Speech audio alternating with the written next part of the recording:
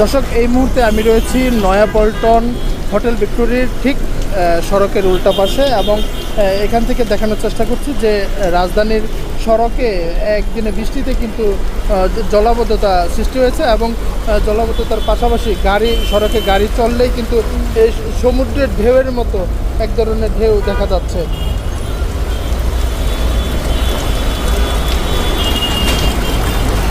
দর্শক, প্রধান সড়কের পাশে যে ফুটপাথটি রয়েছে সেই ফুটপাথের উপরেও কিন্তু পানি উঠে গেছে এবং জলাবদ্ধতার কারণে সড়কের পাশে যেই ফুটপাথ সেই ফুটপাথের উপরেও কিন্তু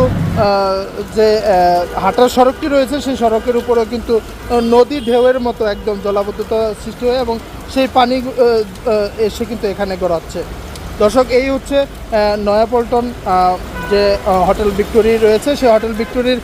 অপর পাশে যে সড়কটি কাকরাইল মোড় থেকে ফকিরাপুলের দিকে যাওয়ার পথে যে সড়কটি সেই সড়কের দৃশ্য কিন্তু এমনটি দেখা যাচ্ছে।